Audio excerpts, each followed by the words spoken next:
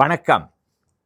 இன்னைக்கு நாம பார்க்க போவது சென்னை 13 600013, அதாவது ராயபுரமோட வரலாறு. வாங்க.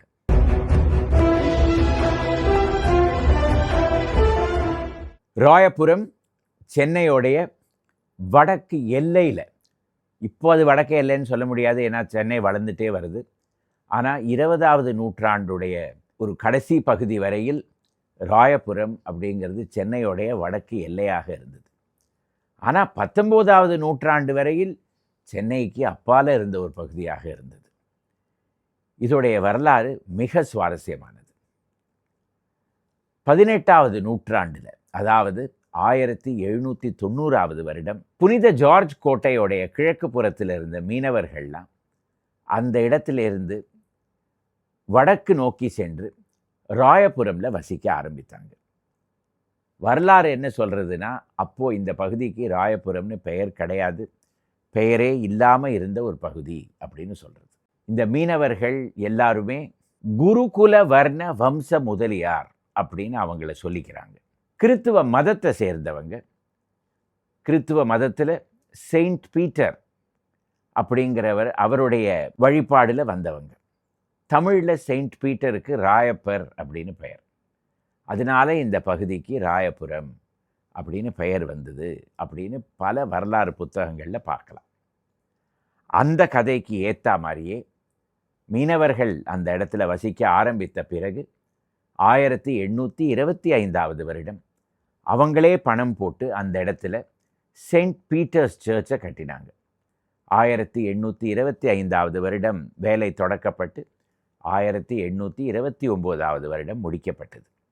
அதனால இந்த பகுதிக்கு ராயபுரம் அப்படின்னு பெயர் வந்தது அப்படின்னு சொல்கிறாங்க. மீனவர்கள் வந்த பிறகு மற்ற சமூகங்களும் இந்த இடத்துல இருந்திருக்கு. ஏன் 1970கள் 80கள்லாம் ராயபுரம் அப்படின்னாலே ஏதோ ஒரு ஃபாரின் கண்ட்ரி மாதிரி எல்லாரும் சொல்லுவாங்க. ஏன்னா அந்த இடத்துல ஆங்கிலோ இந்தியன் சமூகத்தை சேர்ந்தவங்க ஏராளமாக இருந்தாங்க.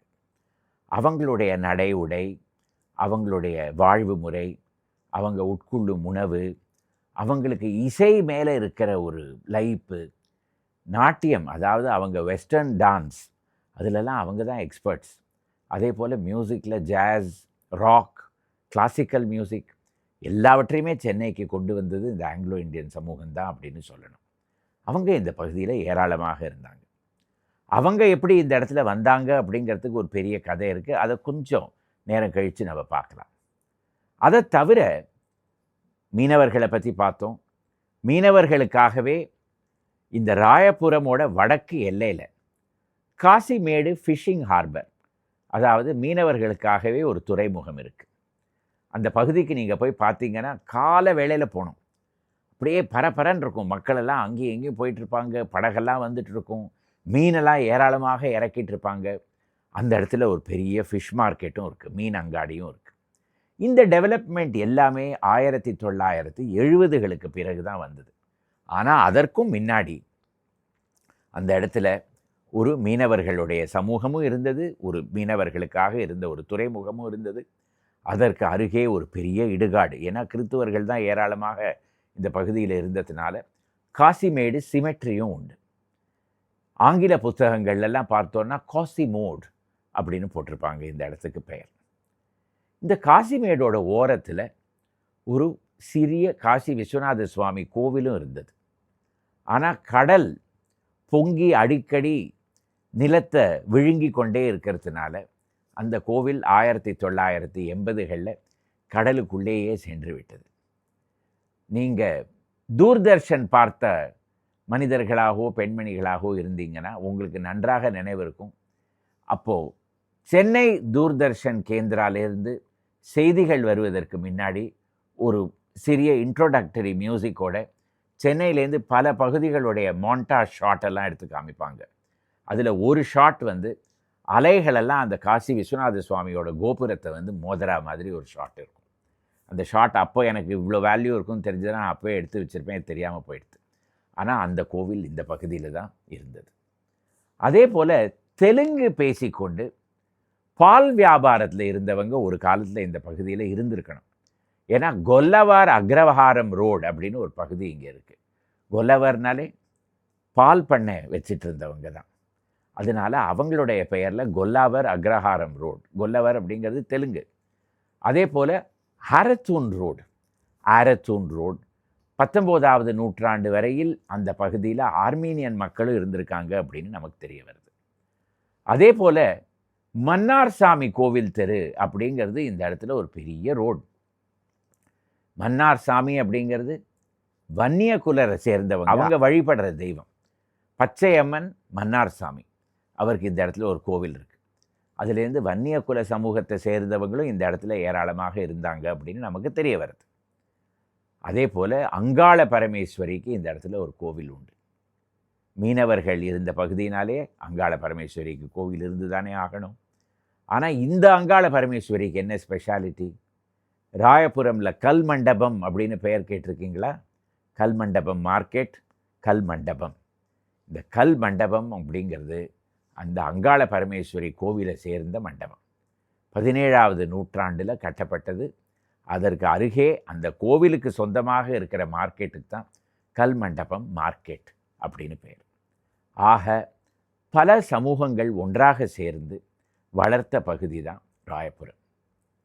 அதை எடுத்துக்காட்டுவது போல இந்த பகுதியில் ஏராளமாக சர்ச்சும் பார்க்கலாம், கோவில்களும் பார்க்கலாம், இஸ்லாமியர்களுக்காக இருக்கிற தர்காவும் நிறையா பார்க்கலாம்.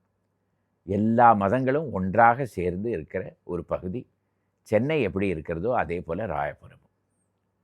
இந்த ராயபுரம் வளர்ந்ததுக்கு காரணமே இந்த இடத்துல ரயில்வே வந்து அதற்கு பிறகு துறைமுகமும் வந்த காரணம்தான். அந்த வரலாறு என்ன அப்படிங்கிறத பார்க்கலாம். 1856வது வருடம் மெட்ராஸ் ரயில்வே கம்பெனி தன்னுடைய முதல் ரயில்வே லைன் அதை திறந்து வைத்தது. அது ராயபுரத்திலிருந்து வாலாஜா ரோடு வரைக்கும் செல்லும் ரயில்வே லைன். ஆக தென்னிந்தியாவுடைய முதல் ரயில்வே ஸ்டேஷனே ராயபுரம் ரயில்வே ஸ்டேஷன் தான். பார்க்க போனால் இந்தியாவுடைய மிக பழமையான ரயில்வே ஸ்டேஷனு ராயபுரம் தான். அது எதனாலன்னு கேட்டிங்கன்னா, அதற்கு முன்னாடி இருந்த கல்கத்தாலேயும் பாம்பேலேயும் இருந்த ரயில்வே ஸ்டேஷன்லாம் இடித்து தள்ளிட்டாங்க. இப்போ ராயபுரம் ஸ்டேஷன் தான் ஓல்டஸ்ட் ரயில்வே ஸ்டேஷன். எப்படியோ நம்மளை சென்னையை தேடி ஒரு ரெக்கார்டும் வந்துடுது. இப்போ இந்த ஸ்டேஷனுக்குள்ளே போய் பார்த்தீங்கன்னாலும் பல பகுதிகள் இடித்து தள்ளிட்டாங்க. ஒரே ஒரு பகுதி மட்டும் எஞ்சி இருக்கு. அதை பார்த்தோன்னா, அந்த பெரிய தூண்களெல்லாம் பார்த்தோன்னா, ஆஹா, இந்த ரயில்வே ஸ்டேஷன் ஒரு காலத்தில் அரசர்களும் வைஸ்ராயும் கவர்னரும் ஆங்கிலேயர்கள் காலத்தில் வந்தபோது எப்படி இருந்திருக்கும் அப்படிங்கிறத நம்மளால் யோசித்து பார்க்க முடியும்.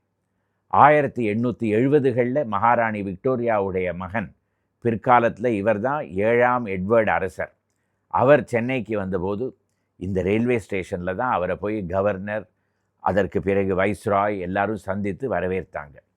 தேவதாசிங்கள்லாம் இந்த இடத்துல இந்த ரயில்வே ஸ்டேஷனில் அவரை வரவேற்பதற்காக பெரிய நாட்டிய நிகழ்ச்சிலாம் நடத்தினாங்க அப்படின்னு வரலாறு புத்தகங்கள்லாம் பார்க்குறான்.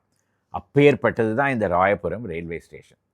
ஆனால் ரயில்வே விரிவாக்கத்துக்காக ஒரு 20 வருடம் முன்னாடி தென்னிந்திய ரயில்வே இந்த ஸ்டேஷனை இடிக்கலாம் அப்படின்னு ஒரு முடிவுக்கு வந்துவிட்டது. அதற்கு பிறகு கோர்ட் கச்சேரியிலலாம் சில மக்கள்லாம் அலைஞ்சு கோர்ட்டோடைய ஆர்டர் படி இந்த ஸ்டேஷனை இடிக்கக்கூடாது அப்படின்னு தீர்ப்பு வந்த பிறகு தான் இந்த ஸ்டேஷன் அப்படியே நின்றுட்டுருக்கு. இந்த ஸ்டேஷனில் பார்க்க வேண்டிய சில விஷயங்கள்லாம் உண்டு. ஒன்று, சதர்ன் ரயில்வே ப்ரெஸ், அவங்களுடைய அச்சகம். எதற்காக அச்சகம்? இப்போ தான் டிக்கெட்டெல்லாம் எல்லாம் எலக்ட்ரானிக் கம்ப்யூட்டரில் வந்துடுறது. ஒரு காலத்தில் சிறிய அளவில் அட்டையில் டிக்கெட் கொடுப்பாங்க. அந்த டிக்கெட் பிரிண்ட் பண்ணுற இடமே அதுதான். அதனால் அந்த இடத்துல ஒரு சதர்ன் ரயில்வே பிரிண்டிங் ப்ரெஸ் ஒன்று உண்டு. அதே போல் மெட்ராஸ் ரயில்வே கம்பெனியோட ஹெட் குவார்ட்டர்ஸும் இருந்தது. ராயபுரம் ஓவர் பிரிட்ஜ் மேலே ஏறி போய் பார்த்தீங்கன்னா ரயில்வே ஸ்டேஷனுக்கு பக்கத்தில் பழைய இடிந்து போன கட்டடங்கள்லாம் நமக்கு தெரிய வரும். அதுதான் மெட்ராஸ் ரயில்வே கம்பெனியோடைய பழைய தலைமை அலுவலகம். அதற்கு பிறகு 1910வது ஆண்டுன்னு நினைக்கிறேன், மெட்ராஸ் ரயில்வே கம்பெனியும் சதர்ன் மராட்டா ரயில்வே கம்பெனியும் ஒன்றாக இணைந்து அதற்கு பிறகு M&SM, Madras and southern Maratha railway company அப்படின்னு பெயர் மாற்றி சென்ட்ரல் ஸ்டேஷனுக்கு அருகே அவங்களுடைய தலைமை அலுவலகத்தை கட்டி கொண்டாங்க. அதற்கு பிறகு இந்த ராயபுரம் அலுவலகம் இடித்து தள்ளப்பட்டது. ஆனால் அங்கேருந்து பார்த்தா அந்த கட்டடம் ஒரு காலத்தில் எவ்வளவு அழகாக இருந்திருக்கும் அப்படின்னு நம்மளால் யோசிக்க முடியாது. ரயில்வே அலுவலகங்களும் ரயில்வே லைனும் இந்த இடத்துல இருந்ததுனால ஆங்கிலோ இந்தியன் சமூகத்தை சேர்ந்தவங்க ஏராளமாக இந்த ராயபுரமில் வசிக்க ஆரம்பித்தாங்க. அந்த காலத்தில், அதுவும் 19வது நூற்றாண்டில் இந்த இடம் மிகவும் அழகாக இருந்தது. ஏன்னா ஒரு பக்கம் வெறும் கடல் தான், அதுலேருந்து எப்போ பார்த்தாலும் காற்று வந்து கொண்டே இருக்கும். மிகவும் நன்றாக இருந்த ஒரு பகுதி இந்த ராயபுரம். இந்த ஆங்கிலோ இந்தியன் சமூக மக்கள் அவங்களுக்காக இந்த இடத்துல பல வசதிகளை செய்து கொண்டாங்க. அவங்களுக்காகவே இந்த இடத்துல 1907 ஆண்டு மேட்டர் டொலரோசா சர்ச், வியாக்குல மாதா சர்ச் அப்படின்னு பெயர், அது கட்டப்பட்டது. பள்ளிக்கூடங்கள்லாம் வர ஆரம்பித்தது. முதல்ல செயின்ட் பீட்டர்ஸ் சர்ச்லேயே ஒரு செயின்ட் பீட்டர்ஸ் பள்ளிக்கூடம் இருந்தது. அதுவே 1905 வருடம் செயின்ட் கெவின்ஸ் அப்படிங்கிற பேரில் மாற்றப்பட்டு இப்போவும் செயல்பட்டு கொண்டு வருகிறது. அதே போல் 1960களில் செயின்ட் ஆன்ஸ் அப்படின்னு ஒரு பள்ளிக்கூடம் இந்த பகுதியில் இப்போவும் இருக்கிறது. ஆனால் இது எல்லாவற்றுக்கும் முன்னாடி 1842 வருடத்திலேருந்து செயல்பட்டு கொண்டு வரும் பள்ளிக்கூடம் நார்த்விக், அதுவும் ராயபுரமில் இருக்கிற மிக பழமை வாய்ந்த ஒரு பள்ளிக்கூடம். இந்த ஆங்கிலோ இண்டியன்ஸ் அவங்களுக்காக இந்த பகுதியில் ஏராளமாக இந்த கிறிஸ்மஸ் செலிப்ரேஷன்ஸ் விழாலாம் ஒரு பெரிய அளவில் கொண்டாடுவாங்க. அப்போது இந்த இடத்துல பேக்கரியிலேருந்து கேக்கெல்லாம் வாங்கி கொண்டு வருவாங்க. அவ்வளோ அழகாக இருக்கும். 1875 வருடத்துக்கு பிறகு இந்த ராயபுரமுக்கு அருகே துறைமுகம் வேலையெல்லாம் ஆரம்பிக்கப்பட்டது. துறைமுகம் வேலை ஆரம்பித்த உடனே முதல்ல நடந்தது என்ன அப்படின்னு பார்த்தோன்னா, துறைமுகத்துக்கு தெற்கு புறமாக இருக்கிற பகுதியில் கடல் பின்னோக்கி செல்ல ஆரம்பித்தது. துறைமுகத்துக்கு வடக்கு நோக்கி இருக்கிற பகுதியில் கடல் ஊருக்குள்ளே வர ஆரம்பித்தது. மெல்ல மெல்ல ராயபுரமில் இருந்த பல பகுதிகள் இடிந்து போக ஆரம்பித்தன. ஆனால் அப்போவும் துறைமுகத்தோட வேலை என்னவோ நடந்து கொண்டு தான் இருந்தது. 1898 வருடமோ ஏதோ அந்த துறைமுகம் வேலை முடிக்கப்பட்டது. அதற்கு பிறகு ஏராளமாக நிலக்கரி இறக்குமதி ஆக ஆரம்பித்தது. அது எல்லாமே இந்த ராயபுரத்தோட கிழக்கு புறத்தில் தான் அதை கொண்டு அப்படியே குவிப்பார்கள். அந்த நிலக்கரியும் அதே போல் இரும்பு, அயர்ன் ஓர், இதுவும் அந்த இடத்துல கொண்டு வந்து ஏராளமாக வைத்து கொண்டிருந்ததுனால தூசி பெரிய அளவில் ராயபுரத்தை சுற்றி பரவலாக வர ஆரம்பித்தது. எத்தனை மக்களுடைய வாழ்க்கையெல்லாம் இதனால் பாதிக்கப்பட்டிருக்கும் அப்படின்னு நமக்கு தெரியாது. ஆனால் 1980களுக்கு பிறகு தான் அந்த நிலக்கரி, அந்த அயனோர், இது எல்லாவற்றுக்கும் மேலே தண்ணீர் தெளித்து அந்த தூசி உள்ளே வராமல் இருக்கிறதுக்கு துறைமுகம் நடவடிக்கையெல்லாம் எடுக்க ஆரம்பித்தது. அதாவது சுமார் 100 வருடங்களுக்கு ராயபுரமில் இருந்த மக்கள் மேலெல்லாம் அந்த நிலக்கரியோட தூசியும் இரும்போட தாத்துவோட தூசியும் வந்து கொண்டே இருந்தது. அவங்களுடைய வாழ்க்கை இதில் பெருமளவில் பாதிக்கப்பட்டிருக்கும். அதே போல் பெட்ரோல் டேங்க்ஸ், இப்போவும் நம்ம ராயபுரமுக்கு போய் பார்த்தோன்னா ஏராளமாக பெரிய பெரிய எண்ணெயெல்லாம் வைக்கிற டேங்க்ஸ் இருக்கும். அதுவும் துறைமுகத்திலேருந்து வந்தது தான். துறைமுகமுடைய விரிவாக்கம் ராயபுரத்தை பெரிய அளவில் பாதித்தது. இந்த ராயபுரமில் நான் கிறித்துவ மக்களை பற்றி சொன்னேன், ஆங்கிலோ இண்டியன்ஸை பற்றி சொன்னேன், தெலுங்கு பால் வியாபாரம் செய்து கொண்டிருந்தவர்களை பற்றி சொன்னேன், ஆர்மீனியன் மக்களை பற்றி சொன்னேன். பார்சீஸும் இந்த இடத்துல வந்து சேர்ந்தாங்க. பாம்பேலேருந்து 18வது நூற்றாண்டிலேருந்து சென்னையில் பார்சீஸ் வசிக்க ஆரம்பித்தாங்க. பெரிய அளவில் கிடையாது, சிறிய அளவில் தான். அவங்களும் இந்த ராயபுரமில் தான் அவங்களுக்காகவே ஒரு தனியாக ஒரு இடம், அதில் அக்னிக்காகவே ஒரு கோவில், தீக்காக ஒரு கோவில், ஃபயர் டெம்பிள், அது 1907 வருடம் கட்டப்பட்டது. அதற்கு அருகே பார்சீஸ் பிரத்யேகமாக வாழ்வதற்காக ஒரு சிறிய காலனி, அதற்கு அடுத்தாப்பில் பார்சீஸுக்காக ஒரு தனியாக ஒரு இடுகாடும் இருக்கிறது. வேறு எங்கேயுமே சென்னையில் பார்க்க முடியாது, இந்த இடத்துல பார்க்கலாம். அடுத்தது ராயபுரமில் ஒரு காலத்தில் தொழிற்பேட்டைகளும் தொழிற்சாலைகளும் வர ஆரம்பித்தன. எதற்காக? ரயில்வே இருந்தது, துறைமுகம் இருந்தது. அதனால் அந்த இடத்துல பல உறுப்புகள் தேவைப்பட்டது, பல மெஷினரி தேவைப்பட்டது. அது எல்லாவற்றுக்கும் இந்த ராயபுரமில் சிறிய சிறிய கம்பெனிகள்லாம் வர ஆரம்பித்தது. 1870களில் மேசி அண்ட் கம்பெனி இவங்க தொடக்கியது தான் நேப்பியர் ஃபவுண்ட்ரி, இரும்பு உறுப்புகளெல்லாம் தயார் செய்கிற ஒரு இடம். அந்த மேசி அண்ட் கம்பெனி இப்போவும் ஒரு நிலமாக அப்படியே இந்த ராயபுரம் பிரிட்ஜுக்கு அருகே நீங்கள் போய் பார்த்தீங்கன்னா பார்க்கலாம். அதே போல் கோபால் நாயக்கர் அண்ட் சன்ஸ், இவங்க தான் Victoria public hall, Pachaiyappa's hall, இதுக்கெல்லாம் இரும்பு தூணெல்லாம் சப்ளை செஞ்சவங்க அவங்க. அதே இடத்துல தான் அவங்களுடைய கம்பெனியும் இருந்தது. அதே போல் ராயபுரமில் பிசி ப்ரெஸ் ரோடு அப்படின்னு ஒன்று பார்க்கலாம். பிரண்டன்ஸ் காட்டன் ப்ரெஸ் ரோடு 1880களில் தொடக்கப்பட்டு பஞ்சை அப்படியே ஃப்ளாட்டாக ஆக்குவதற்காக செய்யப்பட்ட ப்ரெஸ் அந்த இடத்துல இருந்தது. அது அந்த பஞ்சை ஃப்ளாட்டாக்கி அதை ஏராளமாக பஞ்சை வந்து இந்த இடத்துலேருந்து ஏற்றுமதி செய்யலாம். அதற்காகவே இருந்த அந்த ப்ரெஸ் முக்கால்வாசி பேருக்கும் இப்போ அது எங்கே இருந்ததுன்னு கூட தெரியாது. அந்த ரோடுக்கே இப்போ வெறும் பிசி ப்ரெஸ் ரோடு அப்படின்னு ஆக்கிட்டாங்க. அந்த பிசிங்கிறது என்னன்னு நீங்கள் அங்கே போய் கேட்டிங்கன்னா யாருக்குமே தெரியாது அப்படின்னு சொல்லிடுவாங்க. பிசி ப்ரெஸ் ரோடுக்கு அருகேயே இருப்பது பிவி கோவில் தெரு, பாதாள விநாயகர் கோவில் தெரு. ஒரு காலத்தில் தரைக்கு அடியில் இருந்த அந்த விநாயகரை இப்போ தூக்கி மேலே கொண்டு வந்து வச்சுட்டாங்க. ஆனால் பேர் என்னவோ இப்போ வரையில் பாதாள விநாயகர் கோவில் தெரு தான். இந்த இடத்துலையும் ஏராளமாக ஆங்கிலோ இந்தியன் சமூகத்தை சேர்ந்தவங்க ஒரு காலத்தில் வாழ்ந்து கொண்டு வந்தாங்க. பெரிய அளவில் ரயில்வே அதிகாரிகளுக்கும் துறைமுக அதிகாரிகளுக்கும் ராயபுரத்தில் பங்களாக்கள்லாம் இருந்தன ஒரு காலத்தில். இப்போ ஒரு பங்களாவை கூட பார்க்க முடியாது. சிலதெல்லாம் இடிந்து போன நிலையில் இப்போவும் அந்த இடத்துல இருக்குது. அதே போல் வயதான மாலுமிகளுக்காக ஒரு காலத்தில் பைடன்ஸ் செயிலர்ஸ் ஹோம் அப்படின்னு இந்த இடத்துல இருந்தது. அந்த இடத்துல இப்போ ஒரு பெரிய பூங்கா வந்து விட்டது. அந்த பைடன் செயிலர்ஸ் ஹோம் இருந்த இடமே நமக்கு இப்போது கண்டுபிடிக்க முடியாத அளவுக்கு போய்விட்டது. இந்த ராயபுரம் பகுதியில் கோஸ்ட் கார்டு, அதாவது கடற்கரை, அதை பாதுகாப்பதற்காக ஒரு நேவியோடைய தனி பிரிவு இப்போவும் இருக்குது. அது இருக்கிற இடம் ஜிஎம் பேட்டா. அது என்ன ஜிஎம்? கவுஸ் மொஹிதீன் பேட்டா. யார் இந்த கவுஸ் மொஹிதீன் என்ன கேட்டிங்கன்னா எனக்கு தெரியாது. ஆனால் அந்த இடத்துல இந்த நேவல் கோஸ்ட் கார்டு அவங்களுக்கு ஒரு இடம் 18வது நூற்றாண்டுலேருந்து இருக்கிறது.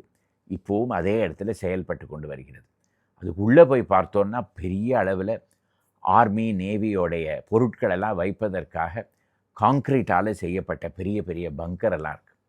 பங்கர் அப்படின்னு சொன்ன உடனே ராயபுரமோட பில் பாக்ஸ், அதாவது மாத்திரைகள்லாம் வைக்கும் பெட்டி, அது நினைவுக்கு வந்து விட்டது. அது என்னது? மாத்திரைகள் வைக்கும் பெட்டி, பில் பாக்ஸ். காங்க்ரீட்டால் செய்யப்பட்ட ஒரு ஏர் ரெய்ட் ஷெல்டர் இப்போவும் கடற்கரை ஓரமாக ராயபுரமில் நீங்கள் பார்க்கலாம்.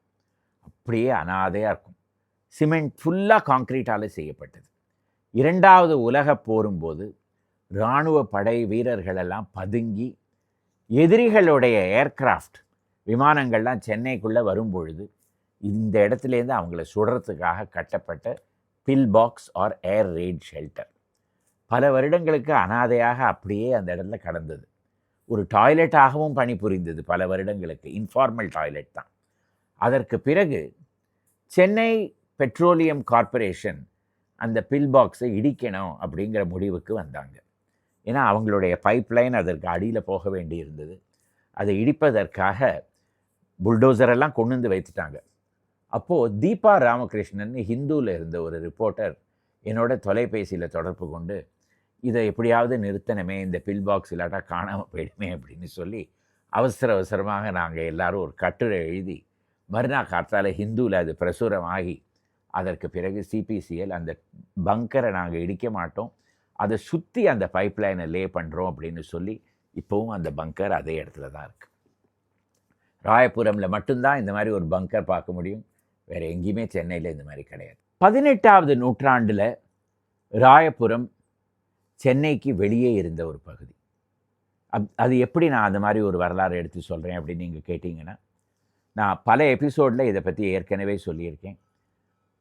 பழைய ஜார்ஜ் டவுன், அதாவது சென்னை 1, அதை சுற்றி ஒரு மதில் சுவர் எழுப்பப்பட்டது. அதோடைய வடக்கு பகுதி ராயபுரத்துக்கும் ஜார்ஜ் டவுனுக்கும் நடுவில் வந்தது. இதுலேருந்து நமக்கு என்ன தெரிகிறது? ராயபுரம் சென்னைக்கு அப்பால் இருந்த பகுதி. அந்த மதில் சுவரோடைய எஞ்சி இருக்கிற ஒரே ஒரு பகுதி இப்போவும் ஓல்டு ஜெயில் ரோடில் நீங்கள் பார்க்கலாம். அதுக்கு மாடி பூங்கா அப்படின்னு பெயர். அதுவும் ராயபுரமில் தான் இருக்குது. இந்த மதில் சுவரில் ஒரு காலத்தில் ஜெயில் இருந்தது. அதே மதில் சுவரோட ஒரு பகுதியில் ஸ்டான்லி மெடிக்கல் காலேஜ் கட்டப்பட்டது. பல வருடங்களுக்கு 1980கள் அதுவரையில் ஜெயிலுடைய ஒரு பகுதி ஹாஸ்டலாகவே இருந்தது. இந்த ஸ்டான்லி மெடிக்கல் காலேஜ் அப்படிங்கிறது 18வது நூற்றாண்டில் இந்தியர்களுக்காக ஒரு மருத்துவமனையாக தொடக்கப்பட்டு 1930களில் சென்னை மாகாணத்துக்கு அப்பொழுது கவர்னராக இருந்த சர் ஜார்ஜ் ஸ்டான்லியோடைய பெயரில் ஸ்டான்லி மெடிக்கல் காலேஜ் என்று பெயர் மாற்றப்பட்டது. இப்போது சென்னையில் இருக்கிற மெடிக்கல் காலேஜஸில் மிக பிரபலமான கல்லூரி இந்த ஸ்டான்லி மெடிக்கல் காலேஜ். இந்த ஸ்டான்லி மெடிக்கல் காலேஜை சுற்றி பல தொழிற்சாலைகளும் தொழிற்பேட்டைகளும் இருந்தன. ஏன்னா பின்னி மில்ஸ் பக்கத்தில் தான் இருந்தது, பெரம்பூர் ரயில்வே ஒர்க் ஷாப் இருந்தது, மேசி அண்ட் கம்பெனி இருந்தது. இது மாதிரி பல நிறுவனங்கள் இருந்ததுனால இந்த எல்லா இடத்துலையும் பெரிய பெரிய இயந்திரங்கள்லாம் இருந்தன. அந்த இயந்திரங்களை செயல்படுத்தும் பொழுது பல முறை இந்த தொழிலாளிகள்லாம் என்ன பண்ணுவாங்கன்னா, கையை வைத்து இந்த மெஷினரி அவங்க கை மேலே விழுந்து கை நசுங்கி போய்விடும். கை நசுங்கி ஸ்டான்லி மருத்துவமனைக்கு சிகிச்சைக்கு வந்த மக்கள் ஏராளம். அந்த கைகள் எல்லாம் திரும்பி எப்படி தயார் செய்வது, அந்த விரல்கள் எல்லாம் அதை ஸ்பெஷலைஸ் பண்ணி பிளாஸ்டிக் சர்ஜரியிலேயே ஒரு பெயர் நாட்டியது இந்த ஸ்டான்லி மெடிக்கல் காலேஜ். உலகம் பூராவும் இப்பொழுதும் டிஜிட் ரீகன்ஸ்ட்ரக்ஷன் அப்படின்னு சொல்லுவாங்க, ரீகன்ஸ்ட்ரக்ஷன் ஆஃப் த ஹேண்ட். இதுக்கு இந்த ஸ்டான்லி மெடிக்கல் காலேஜ் ஒரு சென்டர் ஆஃப் எக்ஸலன்ஸ். ஆனால் அந்த மாதிரி ஒரு சென்டர் ஆஃப் எக்ஸலன்ஸை தயார் செய்வதற்கு ஏதாவது ஒரு நபர் இருந்திருக்கணுமே. அவர் தான் டாக்டர் வெங்கட் சுவாமி. அவர் மூலமாக தான் இந்த reconstruction of the hand Stanley medical காலேஜில் ஒரு தனி பிரிவாக வந்து ஒரு பெரிய அளவில் பெயர் சம்பாதித்தது. இந்த ஸ்டான்லி மெடிக்கல் காலேஜ் அதோடைய வரலாறு ஒட்டி 2 சுவாரஸ்யமான விஷயங்கள்.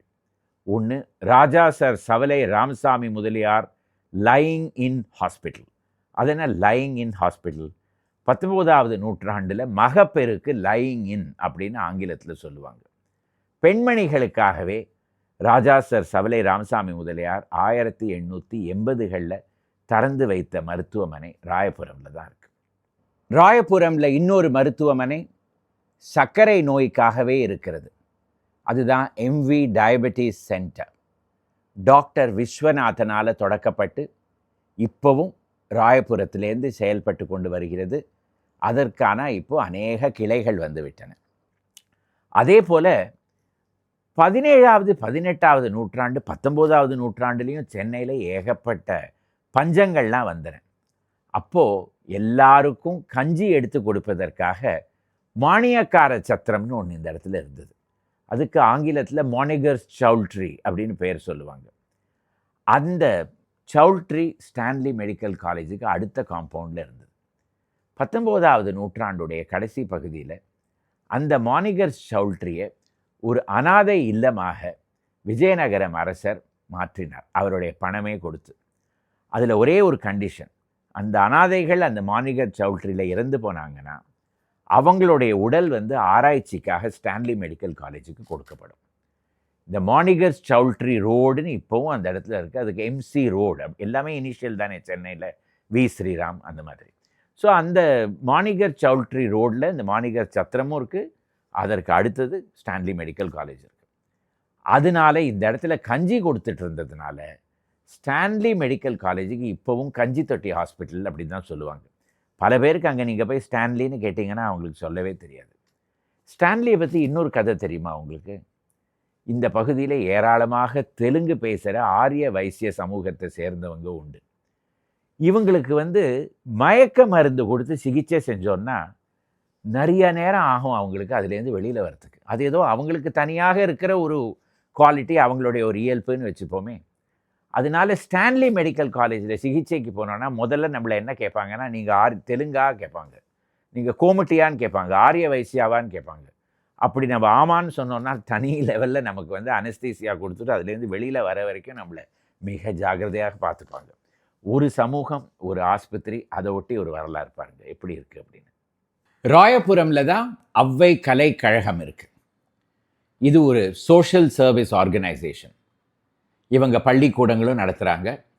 ஆனால் இந்த ராயபுரமில் கணித மேதை ஸ்ரீனிவாச ராமானுஜன் நினைவில் இவங்க ஒரு மியூசியமும் நடத்துகிறாங்க.